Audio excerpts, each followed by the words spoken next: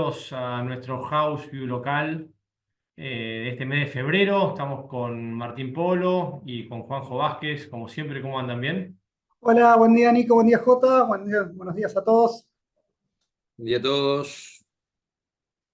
Bueno, estamos otro mes más por acá, después de un mes que siguieron o continuaron las correcciones en los mercados y también con algo de movimiento o de sorpresas por el lado político, recientes designaciones por decreto de jueces de la Corte y otros pormenores que han sucedido estas semanas. Así que, si les parece bien, hacemos como siempre. Martín nos va a dar una explicación y un seguimiento de las variables macro, que después compartimos las conclusiones y luego J va a cubrir todo lo referente al mercado para tratar de darles un poco la visión de cómo fue la evolución de este mes y qué esperamos para el mes que viene, para el mes de marzo. Bueno, perfecto, muchas gracias Nico, no voy a hacer mucho preámbulo, así avanzamos con todo. Básicamente, Nico, lo que nosotros queremos mostrar acá es, siempre cuando leemos en nuestros informes, este año nos pusimos tres pilares en los cuales nos apoyamos, que por un lado es el frente fiscal, digamos, cómo viene la disciplina del gobierno en su afán de encontrar el equilibrio fiscal, cómo viene el frente externo. Recuerden, para nosotros la parte más débil dentro de estos pilares, básicamente por la evolución de las reservas internacionales y finalmente el frente político, en el cual se une el combo en cuanto a la inflación, la actividad y cómo eso le da soporte para que el gobierno tenga una buena elección, porque creemos que eso es un trade electoral implícito, ¿no? Cuanto más chances podría tener el gobierno, creemos que esto es mejor para los bonos. En ese contexto, lo que les quiero marcar es las fortalezas, pero también en el margen que hubo ciertas preocupaciones, hay algunas luces amarillas ahí para destacar, no es una proyección, sino simplemente un estado de situación. Ustedes también, nosotros todos los jueves lanzamos un termómetro de variables en el cual más o menos estas un poco van interpelando estos tres pilares. Yendo derecho al punto, desde el punto de vista fiscal, tuvimos las novedades del primer resultado del año, tuvimos el saldo fiscal de enero, en el cual volvió a marcar superávit primario, superávit financiero, pero sin embargo, como vamos a ver, hay algunas señales en el cual el gasto se vuelve a acelerar o en un contexto en el cual los ingresos, a pesar de que los impuestos ligados a nivel de actividad aportan, bueno, en términos generales, el Tesoro está recaudando menos. Por otro lado, tenemos qué es lo que va a pasar en el resto del año, en el cual obviamente lo que pasó en enero no puede repetirse en los meses siguientes, básicamente porque si no, ahí empezaríamos a resquebrajar este pilar fiscal. Por otro lado, tenemos, si quieren, las mayores luces acá tenemos en cuanto al frente externo, ¿no? En el cual tenemos dos situaciones dispares. Por un lado, cómo viene la demanda, cómo viene lo estructural, la película del frente externo, en el cual tenemos un importante salto en las importaciones,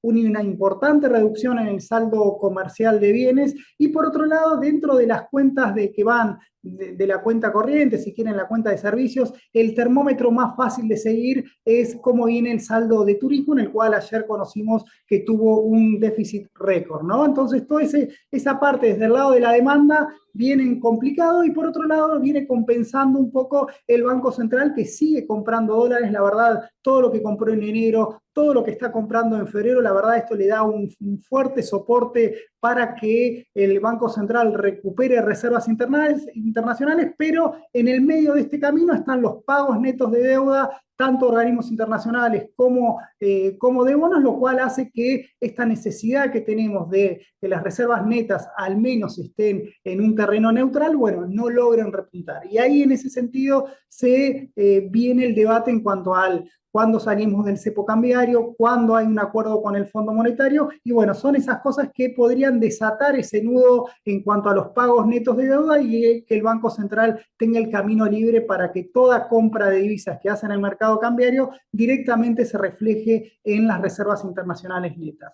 Por el lado del frente político, ahí sí tenemos más allá de lo que vos bien comentaste, Nico, las novedades de la última semana, que todavía no tenemos datos para medirlo, pero sin duda va a ser algo a seguir. En principio, el gran activo que tiene el gobierno, que es esta desinflación que se va consolidando. Después vamos a ver qué es lo que puede pasar en febrero, pero el proceso de desinflación continúa y el proceso de recuperación se acelera, ¿no? Ahí se va un poco viene el argumento nada más expansivo para el nivel de actividad que bajar la inflación. En ese sentido, los datos son elocuentes. Ayer se conoció el dato de cómo cerró el nivel de actividad en 2024 y obviamente vimos una fuerte recuperación ya en la segunda mitad del año. Por otro lado, tuvimos el avance en el Congreso de haber suspendido las PASO, que más allá de que teóricamente es un buen instrumento para que cada fuerza política se organice internamente, bueno, en el margen para el mercado siempre fue una papa caliente porque siempre los resultados en las últimas veces salieron diferentes a los esperados y son eventos de volatilidad que el mercado tiene que ir padeciendo. Después, bueno, tuvimos el tema del LibraGate, vamos a ver dónde termina, y después tenemos una imagen presidencial que si bien se mantiene alta, en los últimos meses empezó a notar signos de fatiga, no estamos viendo lo que pasó en las últimas 2 semanas, seguramente lo veremos en los datos de marzo, pero el que quiere más profundizar sobre el tema político, Nico, recuerden que tuvimos un one-on-one con Luis Costas que nos mostró las perspectivas políticas para este año y la verdad que es muy interesante escucharlo 15 días o un mes después como para ver qué acertado estuvo ese view. Así que, como siempre, Nico, esa es la película, ese es el marco general. Ahora lo vamos a ir justificando con, bueno, cómo vienen los datos, a ver qué me estás mostrando, a ver si eso verdaderamente tiene grietas, si fue un ruido estadístico o si hay tendencia.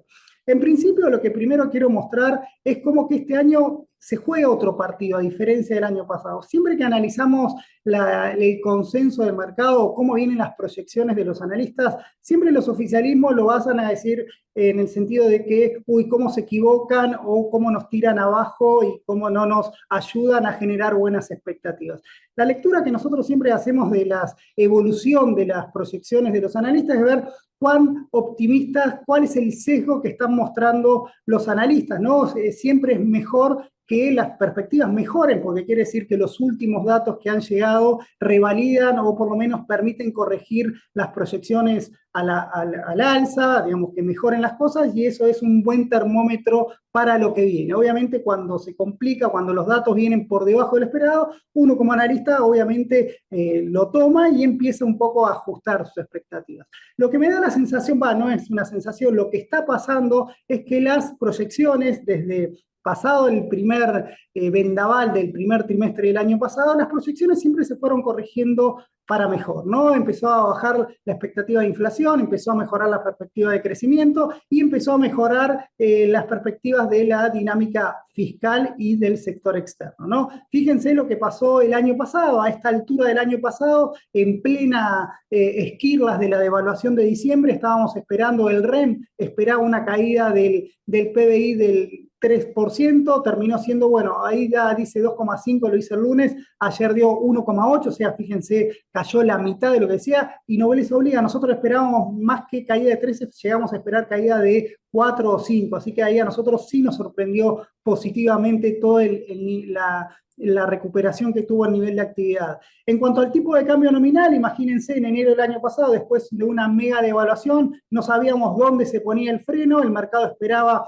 una devaluación para el 2024 del 108, o un aumento del tipo de cambio, para que no me corran con la semántica, un aumento del tipo de cambio del 180%, terminó siendo del 59%, se esperaba obviamente con más devaluación, más inflación, la inflación se esperaba un 230%, terminó siendo de un 118%, y en cuanto a los pilares del saldo comercial y el resultado fiscal, el mercado fue optimista, esperaba un elevado superávit comercial y le creía al gobierno en cuanto a su disciplina fiscal. En los dos casos dio un poquito mejor de lo esperado. Ahora, bueno, el partido es otro, y ahora fíjense que el mercado está esperando para este año un crecimiento del 4,6%, le voy diciendo, nosotros esperamos acá un 5%, espera una devaluación entre puntas del 18%, o sea, fíjense cómo el mercado valida este crawling peg a la baja que está proponiendo el Banco Central.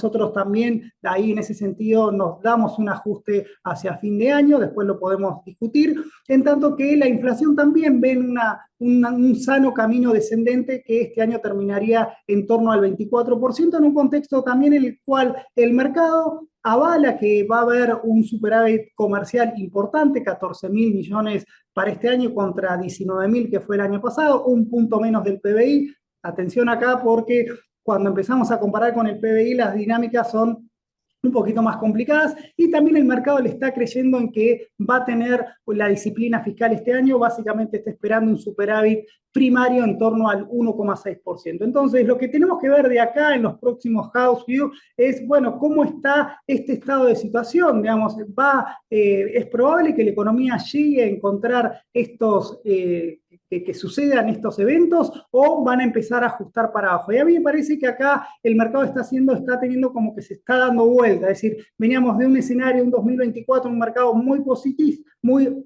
pesimista, y ahora en 2025 me está dando la sensación en cuanto a que el mercado se está corriendo más para el lado de un sesgo mucho más optimista, y en el cual podría corregirse o moderarse al menos. ¿Por qué digo que se podría moderar? Bueno, porque, a ver, es cierto que estamos en el primer mes del año y es difícil que con un mes nos deje todos los 11 meses que siguen. Pero como acá nos encontramos todos los meses y podemos ir contándole las costillas al escenario, o estoy obligado a comentárselos. Acá, como ustedes pueden ver en el gráfico de la izquierda, ven el resultado fiscal de enero, en el cual, si bien fue bueno, fue un poco más bajo al de enero del año pasado. Fíjense que todos los meses el gobierno mantuvo el superávit primario, en algunos, obviamente en julio y diciembre son los meses flojos, obviamente ahí tenemos déficit, esto también va a pasar en el 2025, pero bueno, la dinámica que encontramos en enero de este año fue un superávit fiscal, pero con caída en el margen. ¿Por qué cae en el margen el superávit primario? Bueno, porque tenemos una dinámica en la cual sí la tenemos que seguir, y esto sí lo tiene que seguir cada uno de los analistas inversores, que es la dinámica entre ingresos y gastos.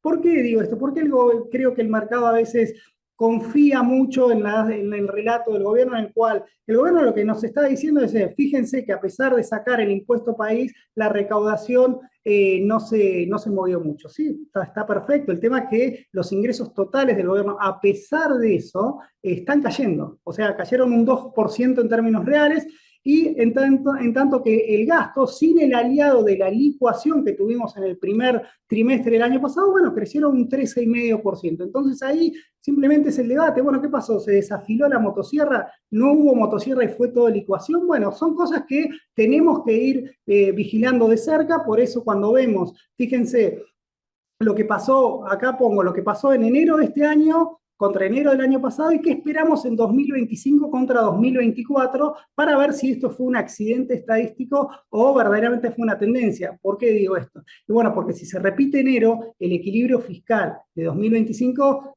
no va a ser, y ahí si el mercado empieza a ver que el pilar fiscal empieza a resquebrajar, probablemente esto después se refleje en la evaluación de los activos financieros. Pero yendo al punto, fíjense, los ingresos cayeron un 2,1%. ¿Qué estamos esperando nosotros para 2025? Bueno, que mejore esto. Creemos que los ingresos van a caer solamente un 0,4%. O sea, nosotros ahí le vemos capacidad de mejora en la recaudación. No le va a dar para que suban tanto. Recuerden que el año pasado tuvimos el efecto de la devaluación sobre las retenciones, tuvimos el blanqueo, tuvimos moratorias, y bueno, tuvimos un montón de cosas extras que nos ayudaron a contener los ingresos, y tuvimos sin dudas el impuesto país, que nos dio mucho de comer en cuanto a la recaudación, y este año no lo tenemos. ¿Qué va a pasar con el gasto? Y acá viene un poco la muñeca del gobierno, ¿no? Como les dije, subió un 13,5% en términos reales. Para lo que queda del año, nosotros esperamos que el gasto modere su incremento real, y va a crecer al 3% real. Acá ustedes un poco lo pueden ver como las jubilaciones van a crecer, pero menos de lo que hicieron en enero, porque recuerden también enero es un mes accidentado, entonces difícil marcar tendencias por ahí, pero es algo a tener en cuenta. Creemos que las jubilaciones van a crecer en términos reales. Sin duda, donde no hay duda es en la política de subsidio. subsidio, vamos a ver si la mantiene, pero los subsidios deberían mantener esta caída de 10 puntos reales, en tanto que el resto de los gastos debería tener un olorcito a que bajen en términos de lo que fue en enero, baje la espuma, pero crecimiento al fin, ¿no? Entonces ahí como que en este sentido, si quiero exagerar, es el ajuste se terminó para Milei, es decir, con 1,8% que logró en 2024, ahora hacemos la plancha. Bueno, a nosotros nos está dando con esta tendencia, de nuevo, obviamente después se puede corregir de acuerdo si la realidad se va imponiendo, pero con esa tendencia nosotros esperamos que el gobierno mantenga el superávit primario en 2025, pero no le alcance para tener el resultado, el equilibrio financiero, le da un ligero déficit caja, ¿no? Recuerden que hay que sumar después 2 puntos más o menos del devengamiento de intereses que van por abajo de la línea. Pero en términos de lo que mira el mercado, vamos a eso. Una foto fiscal, una película fiscal buena, pero que en el margen se deteriora.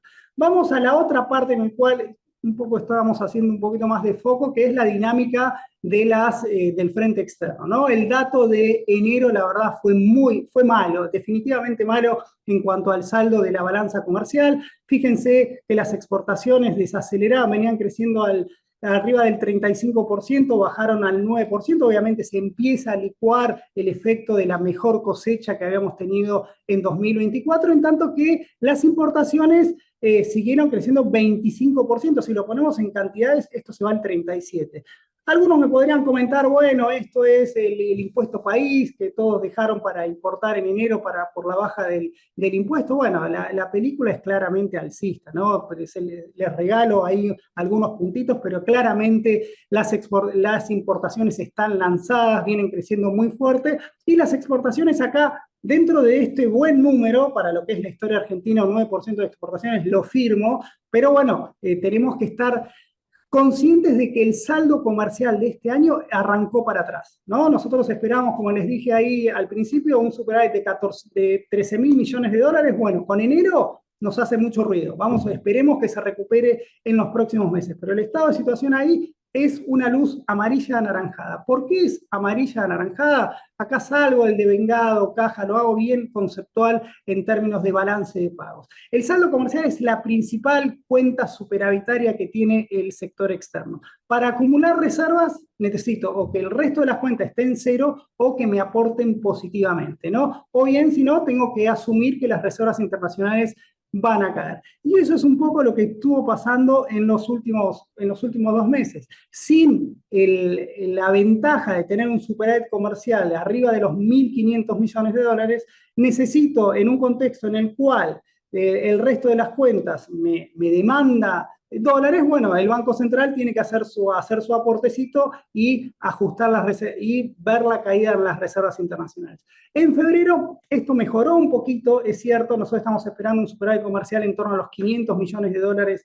en febrero, no tenemos datos de eso, pero bueno, es la proyección que hacemos, y el Banco Central algo recuperó de reservas, pero por esto es que no lo alerto, por eso no es una luz tampoco roja, es simplemente tener en cuenta, básicamente, porque esto no puede repetirse, ¿no? No puede repetirse, creemos que no se va a repetir, pero somos esclavos de los datos y tenemos que seguirlo detalladamente, sobre todo por este componente, ¿no? Ya hemos hablado mucho de lo que implica una economía que está creciendo en un proceso de atraso cambiario, cómo esas cuentas enseguida prenden la chispa. Por otro lado, otra cuenta que es testigo de todos, ¿no? Lo podemos ver, todo es bueno, lo que está pasando con el turismo internacional. Fíjense los datos de ayer, fueron malísimos.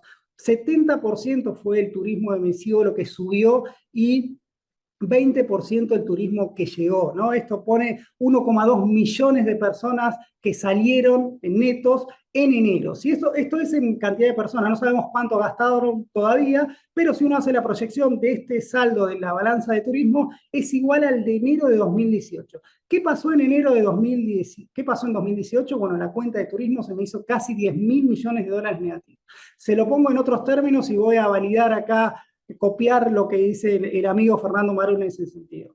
Turismo, vaca muerta, es igual a Miami. Atención con esto, ¿no? Porque tanto esfuerzo hacemos en el superávit energético que después eso se nos licúa o se nos escurre en la balanza de turismo. Vamos a ver cómo sigue, es un factor a seguir de cerca, son muchos dólares los que se pueden ir por ese lado, y recuerden, por algo, gran parte, si bien el Banco Central un poco se escuda que no pasa, esto no se demanda tanto en el MUC, bueno, se demanda después en el MEP, en el contado con liquidación, lo cual hace sentido a que se mantenga el dólar blend como oferta de esos, para contener, que sea oferta de esa demanda de dólares. ¿Me explico? Por otro lado, después lo testimonial, lo que vemos más en el margen, que es, bueno, obviamente, al tener más turismo en el exterior, se supone, o es natural, que el consumo en tarjetas de crédito en dólares aumente, y ese es un termómetro también de que los argentinos están más viajando al exterior, y obviamente después esos son dólares que después hay que pagar. Entonces es otra luz, si quieren, más anaranjada. Por otro lado, tenemos lo que lo compensa a los dólares financieros, que son a los dólares comerciales, que es lo que está pasando por la cuenta comercial. Un punto que quiero hacer antes de la cuenta financiera es lo que está pasando con el gran aliado que tiene este gobierno, que tiene Argentina, que es la liquidación del agro, en el cual, fíjense, es un relojito, no importa lo que pase en el mundo, no importan las lluvias, no importa el precio y no importa la época, están liquidando en torno a 1.500, 2.000 millones de dólares por mes. Rompió todo tipo de estacionalidad, y eso es algo en el cual el mercado cambiario es un gran activo que tiene, porque se asegura la oferta. Y la otra oferta que empezó a aparecer, si quieren, a nosotros los que nos cambió el view hacia promediando el 2024, bueno, fue este comodín que encontramos, que es los préstamos en dólares, ¿no? Producto del blanqueo, como ustedes pueden ver acá, aumentaron los depósitos en dólares, volaron los depósitos en dólares, los bancos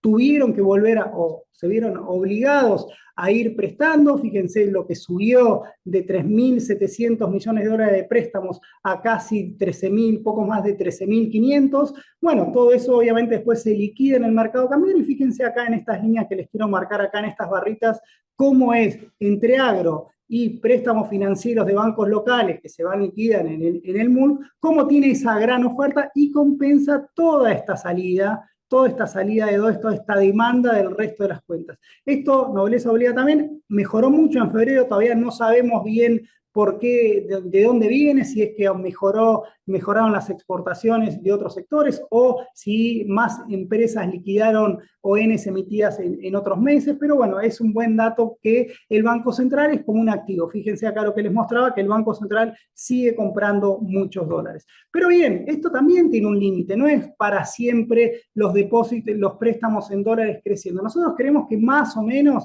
fíjense cómo, acá no se lee muy bien, pero no sé cómo lo tendrán ustedes, pero fíjense, de los depósitos que aumentaron 12.000 millones de dólares desde el blanqueo, bueno, ya se fueron casi 7.000, aumentaron los préstamos, el resto están encajados o en cajas de los bancos. Esto en efectivo en bancos no forma parte de las reservas. Creemos que esto es si quieren, el lucro cesante que tienen los créditos en dólares, los créditos para subir, básicamente porque el nivel de encajes que tienen, o el nivel de plata en las cajas de los bancos, dólares en las cajas de los bancos, en relación a los depósitos, está en torno al 10 al 20%, y una situación normal debería estar que esté más cerca del 10%, ¿no? Entonces ahí tiene ese margen.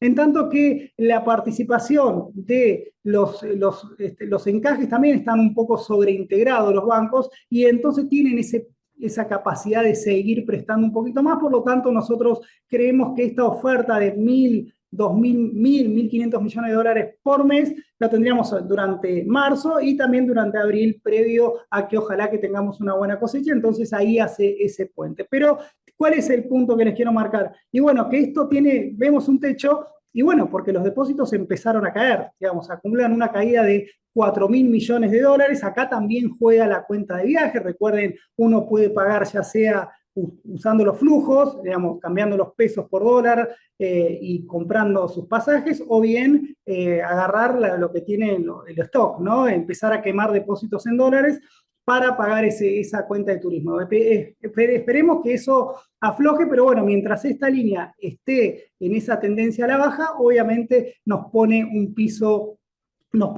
para el crecimiento de los préstamos.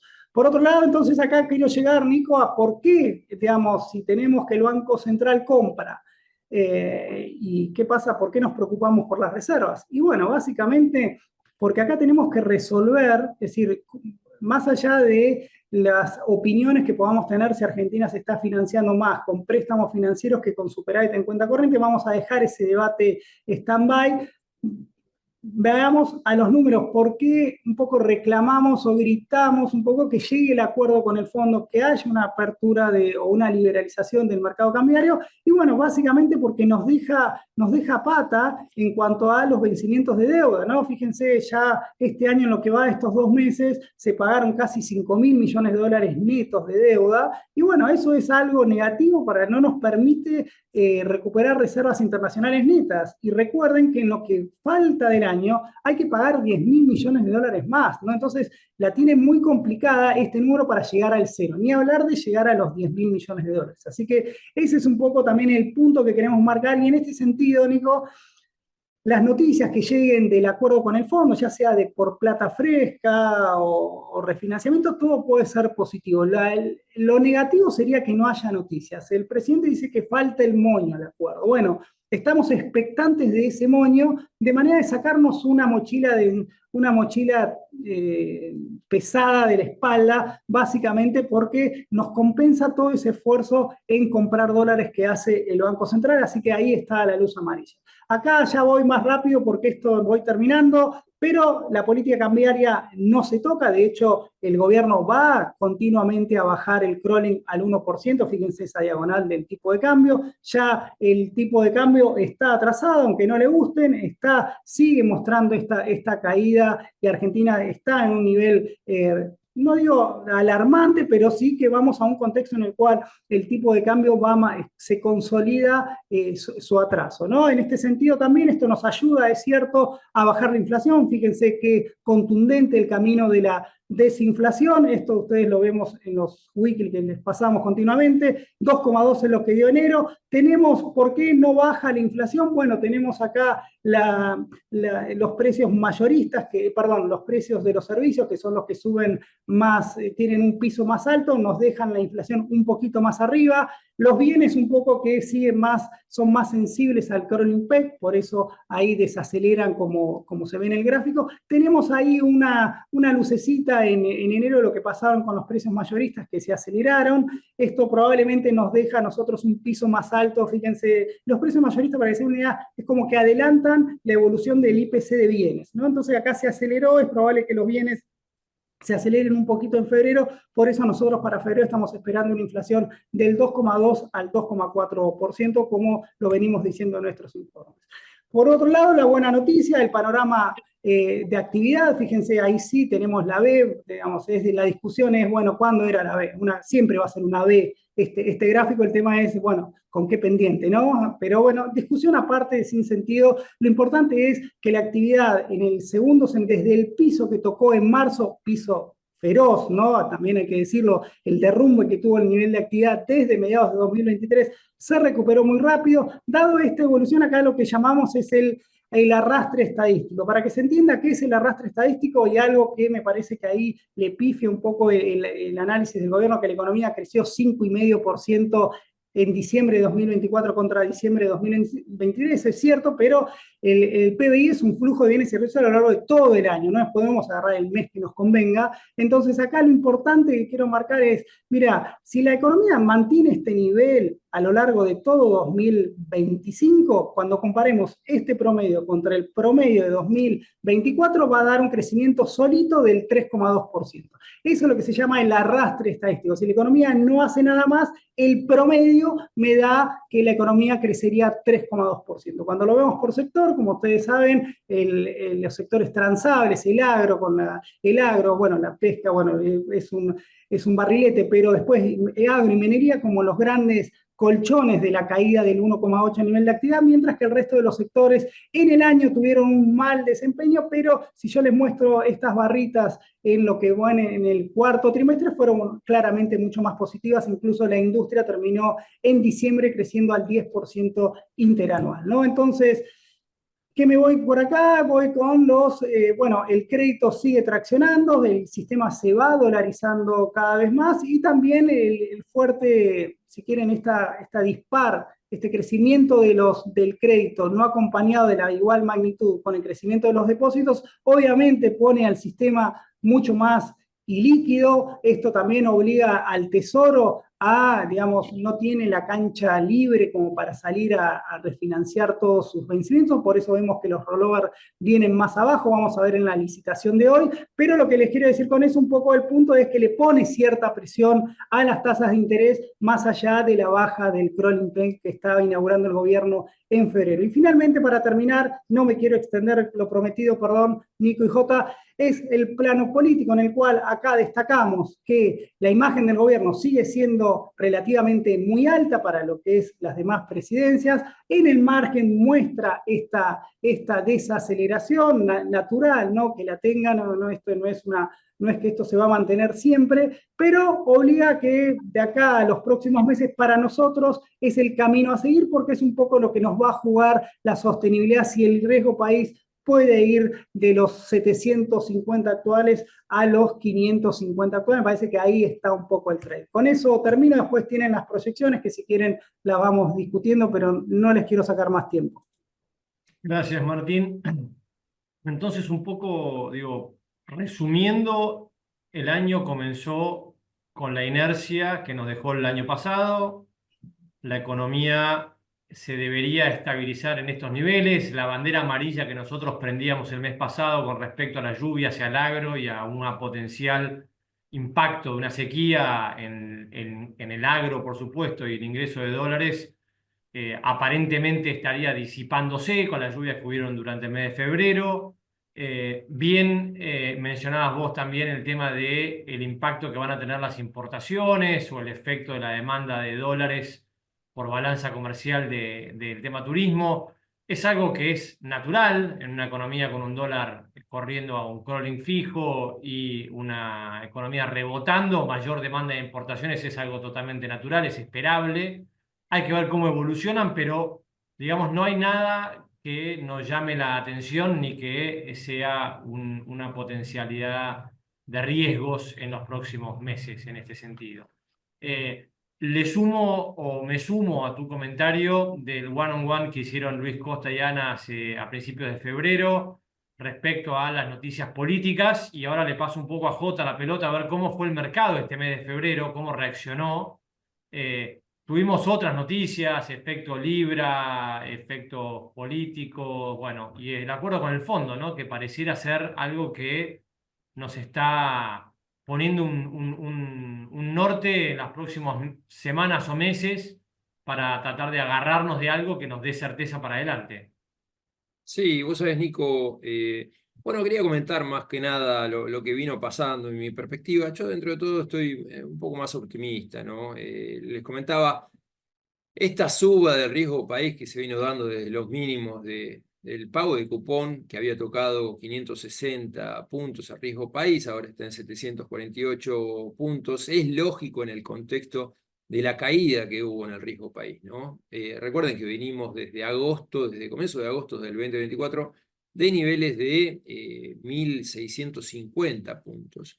El dólar, bueno, obviamente volvimos a los 90, vamos a seguir en los 90. Hay un punto que me parece que va a ayudar a lo que es la dinámica en lo que va del año, que es la pata energética. Tengan en cuenta que la ampliación del ducto de Oldeval, que permite aumentar la capacidad de evacuación en 310.000 barriles días, ya empezaría a funcionar en marzo. Eso serían exportaciones potenciales de hasta 650 millones de dólares mes. Bueno, esta ventana que nos están dando en parte la mayor demanda de M3 privado de pesos y bueno, estos préstamos que están habiendo en dólares nos van a permitir llegar a la ventana de la cosecha y esta ampliación del ducto de Oldeval, de tal manera que yo creo que va a seguir continuando comprando reservas como lo vino haciendo. Recuerden, en lo que va de febrero está comprando poco menos de 100 millones de dólares día. En total viene acumulado 1.670 millones de dólares. Con eso obviamente interviene en el MEP cable para abastecer toda esta demanda que se vino dando por turismo. Los últimos datos hasta el 15 de enero hablaban de una intervención de 619 millones de dólares del Banco Central, aplacando o aumentando esta oferta de MEP y cable. En enero los estimados hablan de un poco más de 800 millones de dólares. En febrero vamos a ver el dato que termina saliendo, pero bueno, la verdad es que esta dinámica de compras de reservas yo creo que va a continuar, con lo cual va a seguir habiendo oferta para, de alguna manera, contener el MEP y cable. El MEP terminó subiendo en lo que va de febrero 2,3%, el cable 1,7%. Yo creo que el carry va a seguir estando alimentado, más allá que febrero, bueno, con esta suba que te comentaba, se vio un poquito más limitado, pero bueno, crowding al 1% mensual, con tasa de política monetaria que sigue estando en niveles de 2,41 mensual, parte en línea con lo que puede llegar a ser la inflación de febrero. Vamos a ver si, como comentaba Martín, 2,2, 2,4. Son marcos proclives como para que siga continuando esta demanda de préstamos por dólares, que terminó siendo en febrero, hasta el 20 de febrero, 640 millones de dólares, y explica el 40% de lo que terminó comprando en el MUL, con lo cual no veo que esta dinámica cambie hasta la cosecha. Puntualmente, lo que es riesgo país, voy a ir rápido. Nosotros a comienzos de enero veníamos hablando de que lo más probable que vayamos un rango de lateralización respecto al spread de los triple C corporativos norteamericanos de entre 0 y 250 puntos, en línea con lo que había pasado en el 2018-2019, que ahí pueden ver en gráficos, obviamente antes de las PASO del 2019, ¿no? Ahora, bueno, nuestro riesgo país está en 748 puntos. El spread de los triple C respecto a los treasuries está en 550 puntos, con lo cual el spread está dando poco menos de 200 puntos. Es lógico, ya dadas las circunstancias de la economía, no tener spread con los triple C era llamativo. Ahora que oscilemos hasta que se dé el acuerdo con el Fondo Monetario o el resultado electoral que esperamos, me parece que era lógico testear esta banda alta, pero me parece que es oportunidad dentro de este escenario, ¿no? Y si se da el escenario político que hoy por hoy estima el consenso de mercado y el acuerdo con el fondo, yo creo que a fin de año vamos a estar planteando más el spread con los B que con los triple C, con lo cual me parece que a esta suba que se dio desde el 5 de enero, me parece que es para aprovechar y tratar de empezar a migrar algo de riesgo corporativo, subsoberano, a soberanos. Vamos a ver qué pasó en febrero respecto a los otros países comparables triple C. En enero veníamos comentando que había un repunte en lo que fue tramo corto. En lo que fue de febrero, el repunte fue tanto de tramo corto como de tramo largo. Arriba ven la evolución del GD30 con bonos similares de países comparables. Esos países no cambiaron de rendimiento, nuestro GD30 subió 100 puntos. Y en lo que va de febrero, lo que pasó es que se empezó a acoplar el tramo largo, que en enero no había pasado nada. El GD35 subió también 100 puntos y lo vemos rindiendo 11,5%. En sí hubo una leve empinamiento de tramo corto de todo lo que son los países comparables, pero sí, bueno, a relación de lo que nos empinamos nosotros es mucho mayor. Hoy por hoy, esta simulación de ir a la curva comparables no te da grandes diferencias en premios de lo que es tramo corto, tramo largo. Ahí pueden ver las variaciones, le va a llegar el informe, el GD30 te marca 12%, y los bonos largos, bueno, GD38 te marca hasta 17,2%. Este es un ejercicio teórico, yo creo que va a haber, dado los flujos, y es lo que me mantiene positivo, más allá de que, como comentaba Martín, el hecho de tener que pagar con reservas todos los vencimientos de deuda genera que no suban las reservas o sigamos teniendo reservas netas negativas. Hay que tener algo que me parece que no es un tema menor y es lo que me pone, dentro de todo, optimista, dado los precios que están rindiendo ahora nuestros bonos, que es el peso del servicio de la deuda, tanto de intereses como capital, sobre el stock de la deuda que hay hoy por hoy.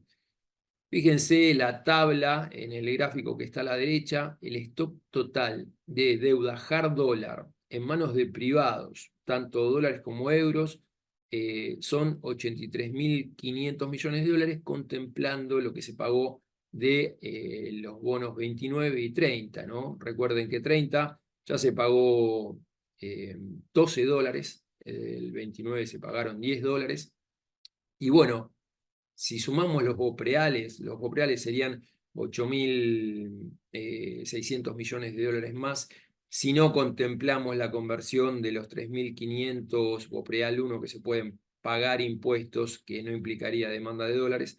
Pero bueno, teniendo en cuenta que lo que se paga a privados, tanto de bopreales como de servicio de deuda, en lo que va a ser 2025, son poco menos de 10.000 millones de dólares, se está devolviendo al mercado casi el 10% o más del stock total de la deuda entre intereses y pago de capital, ¿no?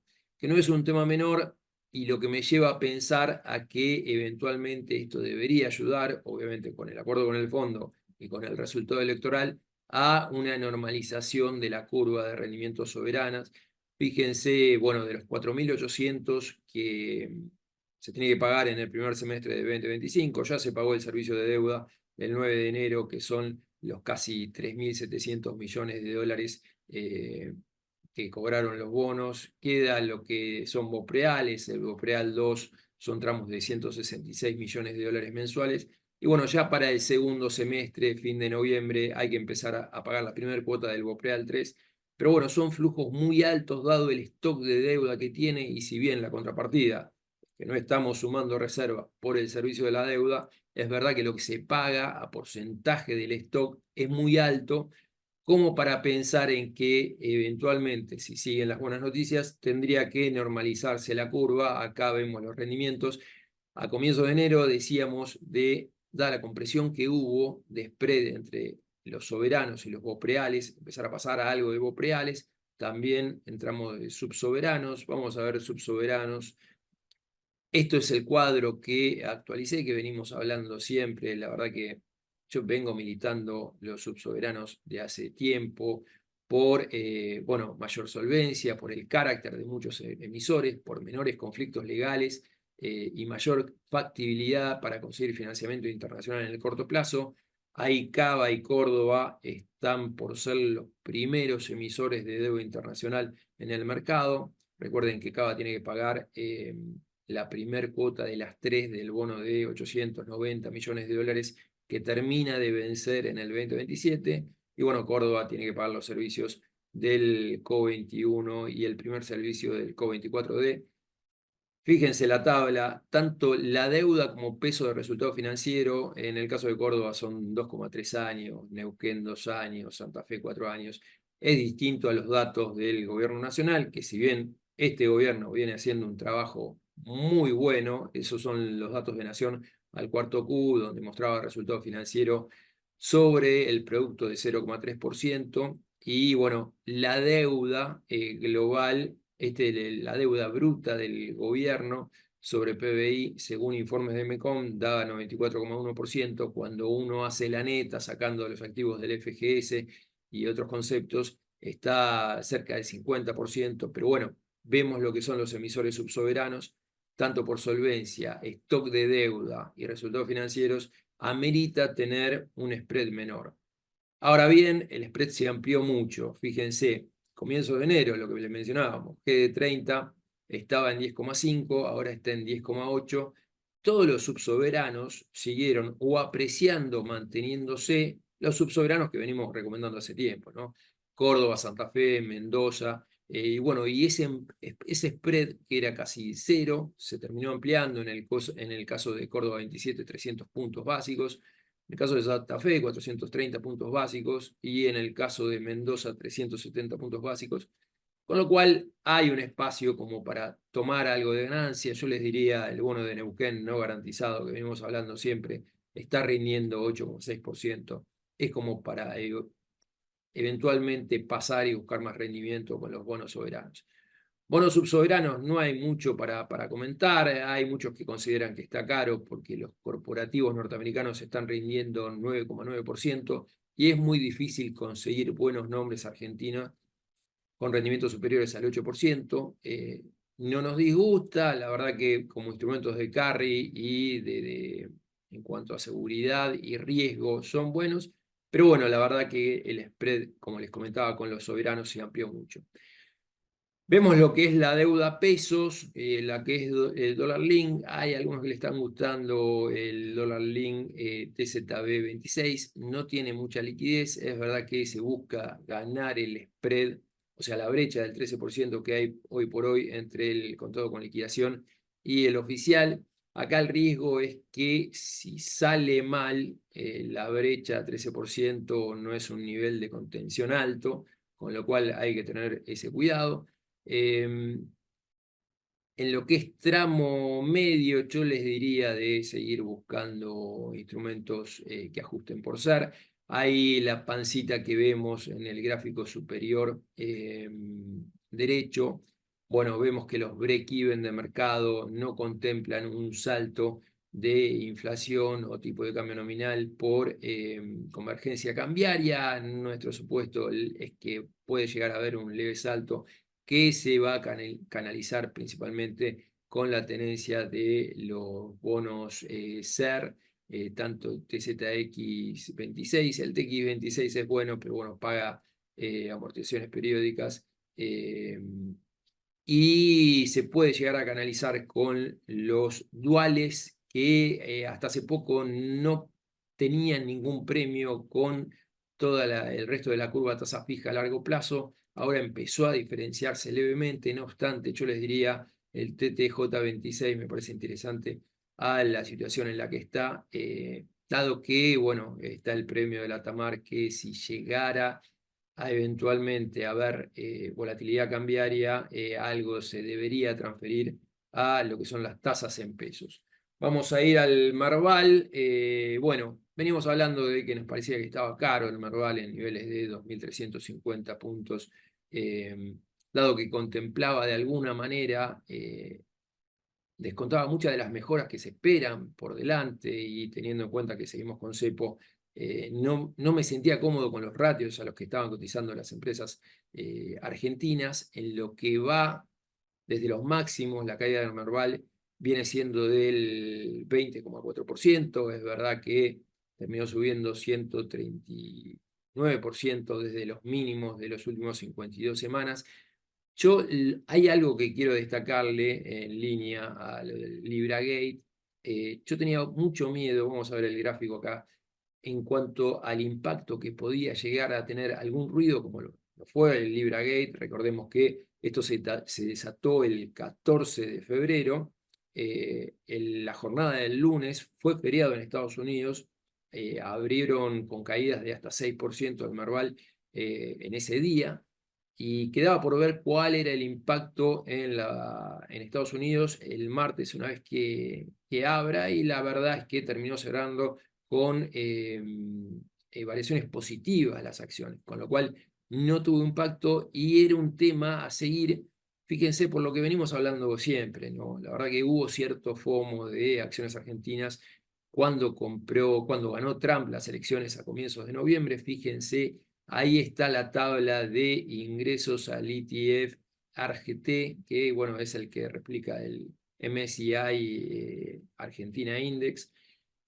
Fíjense lo que fue el flujo: en noviembre 182 millones, diciembre 209 millones, enero 154 millones, y no obstante, bueno, esa jornada no hubo variaciones, lo cual son inversores que dentro de todo están por un plazo poco más largo de tiempo, pero es verdad que en la caída que hubo empezó a mermar los fondos que ingresaron. En febrero llevan ingresados solo 18 millones. ¿Dónde veo la red de contención a esta caída del Merval que podemos ver en el gráfico superior, en la línea marcada? Yo creo que entre los 1.800 puntos del máximo del 2018, de enero del 2018 con Macri, y la media móvil de 200 ruedas, que está en 1.690 puntos. También el retroceso de Fibonacci de 50% del avance que hubo desde agosto está a niveles de 1.700 puntos. Yo creo que va a haber una contención entre 1.800 y 1.700 como para aprovechar pensando en el largo plazo, porque está bien que los ratios de alguna manera no me permiten estar cómodas, depende mucho de las historias que hay dentro de cada una de las compañías como para estar invertido. Y bueno, lo que fue en enero pasado, le venimos hablando del caso de Vista, hoy presenta balance. Es verdad que va a tener un leve impacto por lo que fue llenar esta ampliación de Oldeval, que bueno, le genera producción que va a ir a inventarios y no a ventas para llenar ese ducto, y que obviamente pueda empezar a, a aprovechar esa evacuación. No obstante, bueno, el consenso de analistas espera ganancias, perdón, un EBITDA de 275 millones de dólares en este Q. Me parece que va a ser un poquito más alto. Yo creo que en precios de $50, entre 50 y 52, es para aprovechar el ADR afuera. Y bueno, y en este contexto, Pampa, que venimos hablando en el 2024 mucho, yo la verdad, en un momento pensé que no iba a llegar tan lejos. Está valiendo 4.200 millones de dólares. El EBITDA trailing está en niveles de 890 millones de dólares. Va a cerrar este año con un EBITDA de casi 950 millones de dólares. El año en este 2025 apuntamos un EBITDA de 1.045 millones de dólares. Tengan en cuenta que depurada la tenencia de TGS y Transener, estaría cotizando, si tocara 72,5 dólares el ADR, a un Enterprise Value EBITDA de 3 veces resultados de 2025 de EBITDA, con lo cual sería muy bueno, sería muy buen punto de entrada. Yo creo que debajo de 70, algo lo comentábamos en el informe del House View de enero, es como para ir sumando papeles. Vamos a tener, me parece que va a hacer falta un poco más de tiempo para que se dé esta consolidación de la suba que tuvo el Merval. Fíjense la gráfica, de 1.050 puntos los primeros días de agosto hasta 2.350 puntos. La verdad que fue un rally impresionante. Es lógico que se dé esta consolidación. Y bueno, en este proceso yo me parece que Pampa es un activo que volvería a mirar ya con el ADR cotizando, o terminó cerrando, si mal no recuerdo, en niveles de 77 dólares. Me parece que es como para de acá a 72.50 empezar a llevar. Dos acciones que quería comentar, me quedan un par de minutos. El mercado castigó la presentación de balance de Tenaris. Para mí es un activo que me sigue gustando, la seguimos mencionando como un activo a tener en cartera. Hay factores que, bueno, pesaron en los últimos 2Q, son paradas por mantenimientos que hubo en la planta de Campana y unas plantas en Europa, que condicionaron un poco el volumen de ventas. Lo que es el precio por tonelada viene registrando una suba desde agosto del 8%.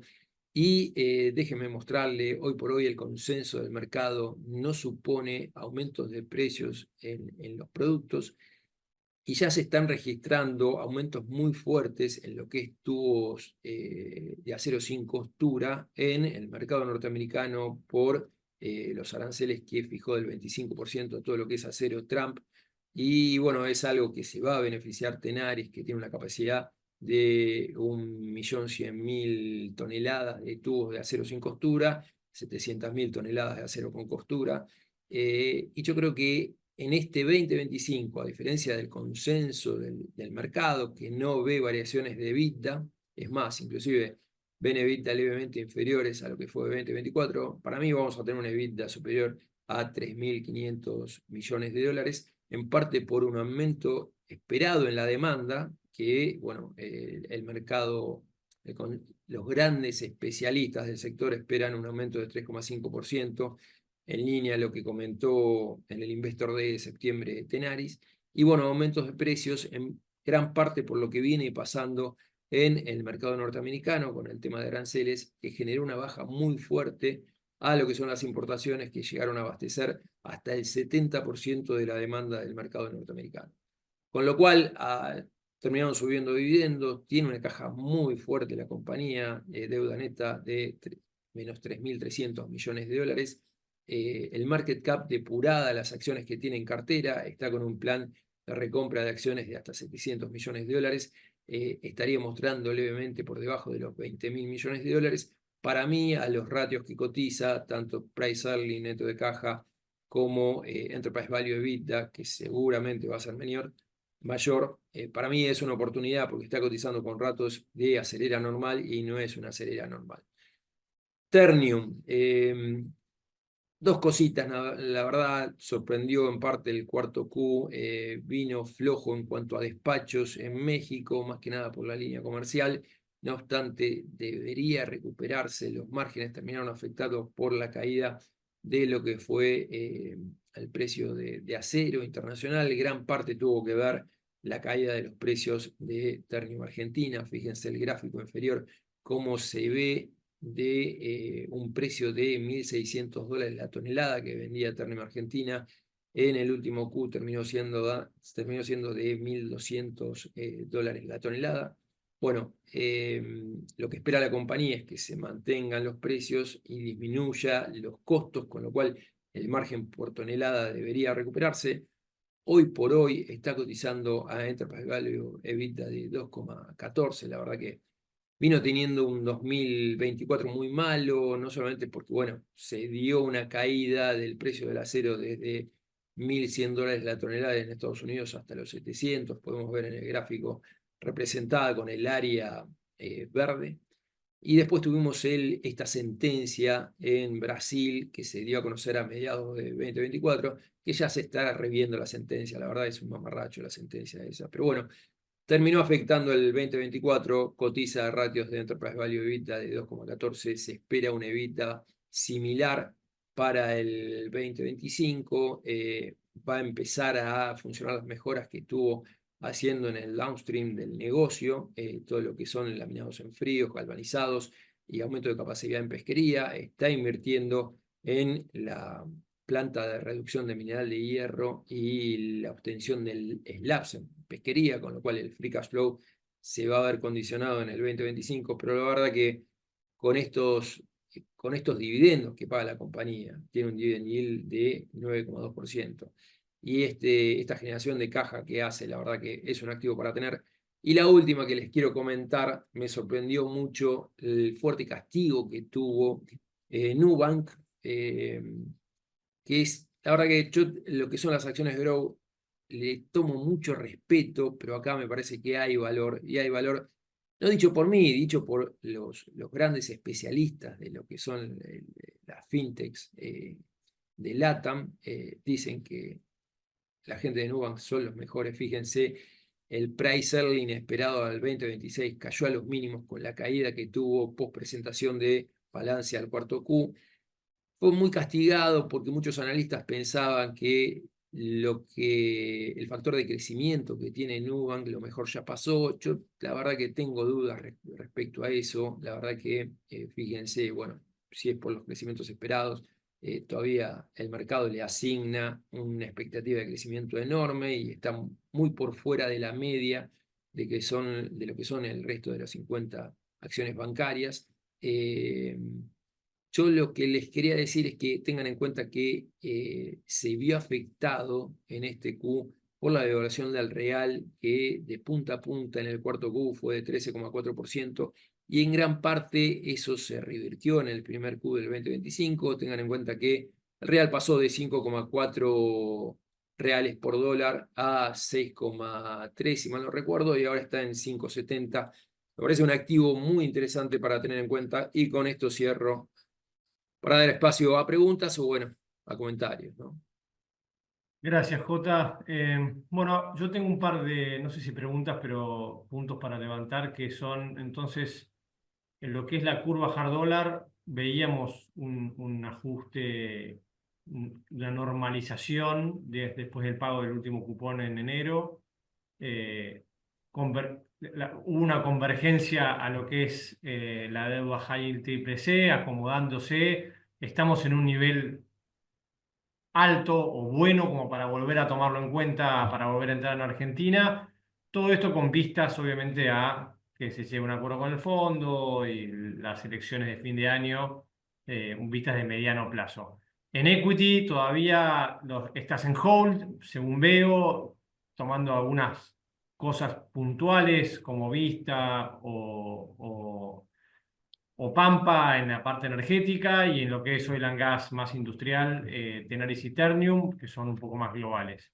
El resto de los activos crees que puede seguir lateralizando y hacia abajo, tratando de encontrar piso en torno a los 1.700 / 1.800 dólares de Merval. Estamos hablando de una caída de entre 5 y 10% más del mercado, pero después de estos niveles debería retomar el alza el mercado argentino.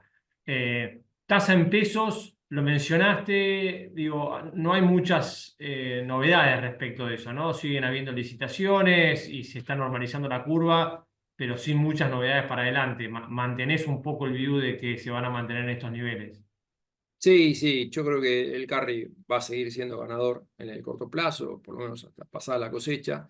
Y bueno, ahí te diría de hacer estrategias barbell, posiciones cortas en lo que es tasa fija y largo en lo que es ser o dual que te comentaba, ¿no? El TTJ 26 me parece interesante, el TTM también, pero bueno, está con un poquito menos de premio.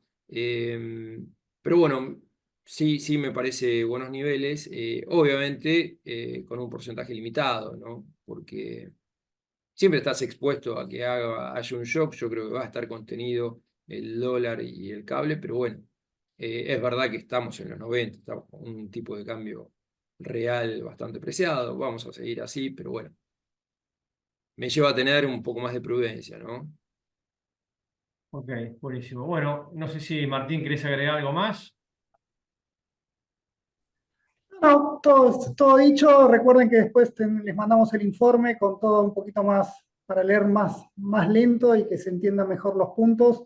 Simplemente lo que queríamos marcar acá es dentro de la situación de una macro que saludablemente vale, se está equilibrando, bueno, hay que seguir los riesgos, hay cosas que son normales, lo que estamos un poco interpelando es la dinámica de esa normalización, simplemente eso. Bueno, muchas gracias a todos, que tengan un muy buen día, felices carnaval, por decirlo de alguna manera, que se viene el fin de semana extra largo, y nos estamos viendo el mes que viene, a ver cómo fue el mes y qué estamos viendo para adelante. Gracias a Bueno, todos. Gracias, muchas Martín. Saludos a gracias. todos. Chau, Chao. chau.